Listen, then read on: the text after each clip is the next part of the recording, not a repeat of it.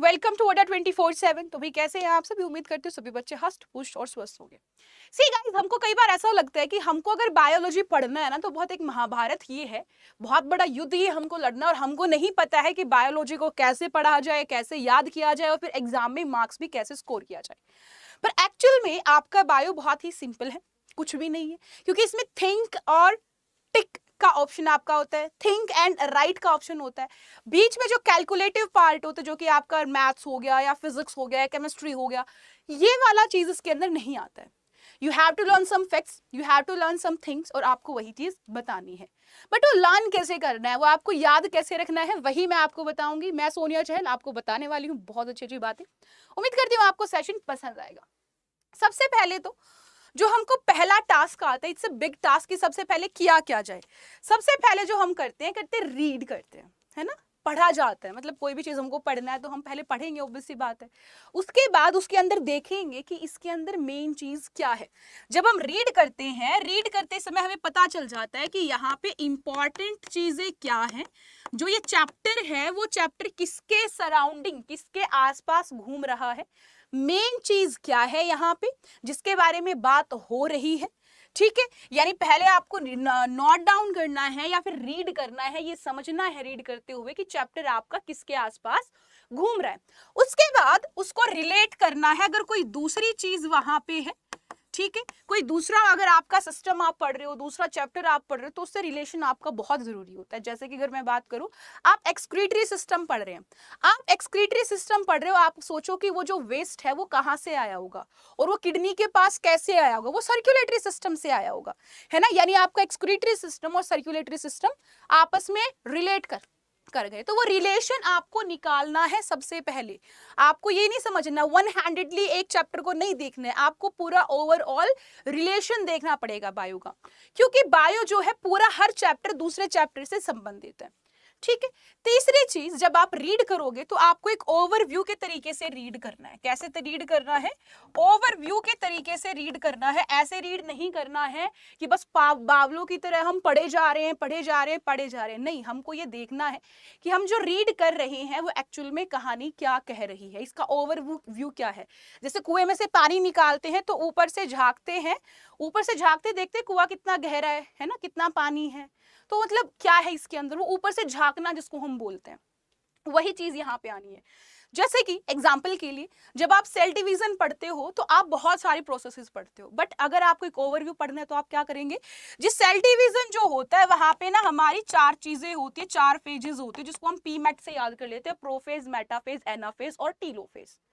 होता क्या है, क्रोमोसोम होंगे, क्रोमोसोम दिखेंगे और जुड़ेंगे, ठीक है, और एक लाइन में लग जाएंगे फिर बहुत सारे, यानी आपके क्रोमोसोम्स दिखे, फिर एक लाइन में लगे, लाइन में लगने के बाद अलग हुए और फिर अलग अलग सेल बना लिया। ये एक ओवरव्यू है। अब यहां पे एक एक स्टेप वाइज, एक एक फेज वाइज कैसे हुआ, क्यों हुआ, वो चीजें बाद की बात है, बट पहले आपको एक सीक्वेंस याद होना चाहिए, क्योंकि सीक्वेंस बड़ा ही जरूरी है। और एक ओवरव्यू, यानी आपके क्रोमोसोम दिखेंगे, जुड़ेंगे, लाइन में लगेंगे और अलग हो जाएंगे। ये एक ओवरव्यू है कि ऐसी ऐसी चीजें होती हैं। ठीक है, यानी हेडलाइंस जो आपकी होती हैं, सीक्वेंस वाली हेडलाइंस, वो बहुत ही जरूरी होती है। उसके बाद आपको नोट क्या करना है। सबसे भारी चीज तो यही है ना कि नोट क्या करना है ना। तो नोट आपको वो करना है जो आपको, आप रिलेशन बना पाओ, जो आपको इंपॉर्टेंट लगे। ठीक है, और उसके बाद देन आपको रिवाइज करना है। ठीक है, तो सबसे पहले तो ये रीड तो हम करते हैं, कोई प्रॉब्लम नहीं है। तो समस्या यही आती है कि what to note and how to note वाली चीज। तो पहली चीज तो ये, नोट क्या करना है, नोट करना है कुछ एक्सेप्शंस। जैसे कि बायो के अंदर कुछ एक्सेप्शंस होते हैं, जैसे कि मैं आपको कह दूं एग्जांपल के लिए, प्लेटिपस। प्लेटिपस जो है क्या है, एक मैमल है। मैमल होने के बाद भी वो ओविपोरस है, अंडा देता है, विविपोरस नहीं है, दैट इज एक्सेप्शन। और बायो के अंदर एक्सेप्शन का जो होता है ना, खेल तगड़ा होता है, क्योंकि केमिस्ट्री में तो अब भरी एक्सेप्शन से है, बायो के अंदर कुछ ही एक्सेप्शंस है। कुछ आपके फैक्ट है, एक्ट है, एक्ट्स एंड देयर डेट्स। जैसे कि आपकी अगर मैं बात करूं तो आप 12th क्लास के अंदर इन्वायरमेंट पढ़ते हैं और वहां पे आप मॉन्ट्रियल प्रोटोकॉल, किगली प्रोटोकॉल, है ना, क्योटो प्रोटोकॉल, इनके बारे में पढ़ते हो। तो आपको इनका नाम लिख लेना है कि हाँ जी हाँ, हमारा एक ऐसा प्रोटोकॉल है जो इससे संबंधित है। जैसे कि आपने लिखा क्योटो प्रोटोकॉल, क्या लिखा, क्योटो प्रोटोकॉल, और इसके सामने लिख दिया क्या, ये किससे संबंधित है, ग्रीन हाउस गैसेस से संबंधित है, लाइकवाइज। ठीक है, ये आपको इस तरीके से नोट करना है। और जब नोट करोगे तो नोट करने का भी एक प्रॉपर तरीका होता है कि आप जो नोट करते हो वो चार्ट्स में करोगे, चार्ट्स में करोगे और डायग्राम्स में। जितना हो सके थ्योरेटिकल पोर्शन को बुक नहीं छापनी आपको। बच्चे क्या करते हैं, नोट बनाने के चक्कर में ऐसी की ऐसी बुक जो पढ़ते हैं बुक की बुक उतार देते हैं। वो नोट नहीं होता बेटा, नोट वो होता है जो आपने पढ़ा, उससे आपको क्या समझ में आया, आप अब क्या उसका समझे। आपने एक पेज पढ़ा और आपको एक पेज को मैं कह दूं कि एक पेज के अंदर 100 लाइन है, इस 100 लाइन को आपको समरी के अंदर सिर्फ 4 लाइनों में लिखना है। तो वो जो 4 लाइन आप मेन समझो, जो आपने निचोड़ निकाला है, वो आपको नोट करना है। और दूसरी चीज, चार्ट्स और डायग्राम्स की फॉर्म में। डायग्राम्स आपके बायोलॉजी में जीवनी होते हैं, बूटी होती है, तो ये तो आपको करना पड़ेगा। डायग्राम्स आपके टिप पे होने चाहिए, बिल्कुल ऐसे टिप्स पे होने चाहिए। ठीक है, और याद कैसे करोगे, इजी है। हमको हमारी बॉडी का नहीं पता क्या, हमारी बॉडी में क्या है, हमको पता है आंखें हैं, पता है हाथ यहाँ है, यहाँ हाथ है, यहाँ सीना है, यहाँ पैर है, यहाँ सिर है, खोपड़ी है, ब्रेन सबको कंट्रोल कर रहा है। हमको पता है इन चीजों का ऑलरेडी, बस हमको साइंटिफिक नाम नहीं पता है।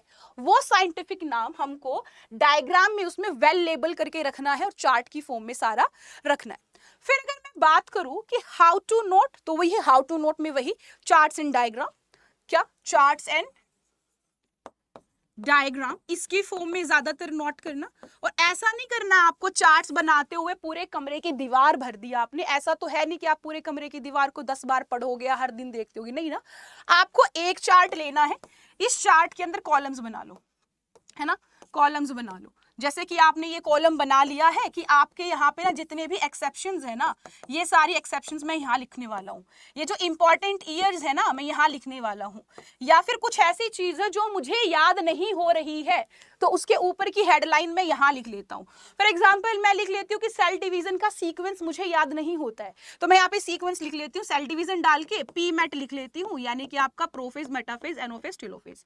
भरनी नहीं है आपको, यहाँ पे बहुत सारा नहीं लिखना होता, जो इंपॉर्टेंट होता है वही हमको लिखना है। नॉर्मली हम हेडलाइंस और उसके अंदर का क्या क्रिस्प है, क्या उसके अंदर का रस है, जूस है, वो हमको लिखना होता है। ठीक है, उसके बाद अगर मैं बात करूं रिवाइज, हाउ टू रिवाइज, तो बच्चा सोचता है कि भाई मैम हमने एक बार पढ़ लिया है ना, उसके बाद तो भाई हम ही बादशाह है, हम ही शहंशाह है, उसके बाद कुछ हो ही नहीं सकता। थिंग इज कि जब आप एक बार पढ़ते हो तो आपको वो एक बार में जितना मेमोरी आपकी होती है थोड़ा बहुत याद कर पाते हो। अगर आपने 100% याद पढ़ा है ना, तो उसके अंदर से सिर्फ 2% ही हमारी मेमोरी कैच कर पाती है।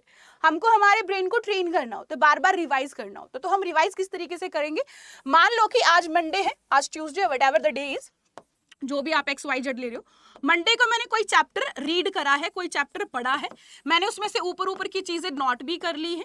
ठीक है, अब मैं क्या करूंगी, जब मेरा संडे आएगा, यानी 4-5 दिन के बाद जब संडे आएगा, तो मैं इस संडे को एक रिवीजन लूंगी और मैं रिवीजन बहुत फास्ट लूंगी। याद रखना, यहाँ पे रिवीजन एक एक लाइन नहीं पढ़नी दोबारा से, जितना टाइम हमने पहली रीडिंग में लगाया था उतना टाइम ही लगाना, यहाँ पे रिवीजन फास्ट करना है। और हमको, क्योंकि यहाँ पे कहानी सी जब आपकी बन जाती है, आपको पता होता है आगे से आगे क्या होगा, आगे से आगे क्या होगा, जब आपका कंसेप्ट क्लियर हो जाता है तो आपको प्रॉब्लम नहीं आती है, वो इजीली चीज याद कर पाते हो, रिवाइज कर पाते हो। तो आपको जो रिवीजन करना है वो बहुत फास्ट करना है। अब इसके बाद उसके बाद जो नेक्स्ट संडे आएगा, उस संडे को फिर से रिवाइज करना। यहाँ पे आपने जितने टाइम में भी पढ़ा होगा, यहाँ पे रिवीजन आपको सिर्फ 15 मिनट में करनी है, बहुत फास्ट रीडिंग करनी है। और अब की बार आपको बिल्कुल 10 मिनट में, नेक्स्ट संडे आएगा तो 10 मिनट में आपको रीडिंग करनी है उस चैप्टर की। और इतने अच्छे से जब आप 3 बार पढ़ लोगे ना चैप्टर को, तो आपको टिप्स पे वैसे हो जाएगा। उसके बाद जब आपका 1 मंथ हो जाएगा, 30-40 दिन हो जाएंगे, उसके बाद आपको ऊपर से देखना है, अच्छा इसके अंदर ये था, इसके अंदर ये था, इसके अंदर ये था। बहुत फास्ट रिवीजन आपको करना है वहां पे, क्योंकि आप ऑलरेडी इंपॉर्टेंट चीज नोट कर चुके हो, तो आपको बार बार वो रीड नोट नहीं करना है। रिवीजन का एक पैटर्न होता है, तरीका होता है। जब आप किसी चीज को 3 बार पढ़ लेते हो, तो आपको चौथी बार के अंदर आपका उस 100 के अंदर से कम 80% आपके पास होता है। जो 20% रिमेनिंग होता है, उसके लिए आप रिवीजन करते हो, ये चीज याद रखना। तो आई होप ये जो आपका तरीका है ये आपको बहुत काम आने वाला है। ये सिर्फ बायो नहीं, ये आपके chemistry, math, whatever the subject you want to choose, उसके अंदर हर किसी के अंदर एप्लीकेबल होता है। बट बायो के अंदर कुछ फैक्ट्स होते हैं, कुछ चीजें होती हैं जो आपको याद करनी होती है। वहां पे आपको कैलकुलेशन में काम नहीं चलता है, तो और आपको जब पढ़ना होता है इंपॉर्टेंट, बस थ्योरी निकालनी होती है, तो वहां पे वो थ्योरी क्यों है, किस लिए है, मेरा हाथ ऐसे क्यों मूव कर रहा है, ऐसी क्या रीजन है जो मैं ऐसे कर पा रही हूँ, क्यों कर पा रही हूँ, ये वाली एल्बो में पीछे क्यों नहीं लेके जा रही, क्योंकि मेरा एक ऐसा जॉइंट यहाँ पे है कि वो पीछे जाने नहीं देगा, टूट जाएगी मेरी बाजू अगर पीछे लेके गई तो। वो बोनी इस तरीके की है पीछे, इधर जॉइंट ही मेरा ऐसा है ना। तो ये चीजें आपको समझनी है और सारे के सारे चैप्टर्स को रिलेट करना है। 11वीं का हो या 12वीं का हो, कोई चैप्टर हो, संबंध हर किसी का हर किसी चैप्टर से है। I hope you like the video, do like the video, do share the video and do subscribe the channel. मैं सोनिया झैल आपको मिलूंगी फिर एक अगले सेशन के साथ बहुत ही अच्छी इन्फॉर्मेशन के साथ। तब तक के लिए good bye, have nice day, love you all.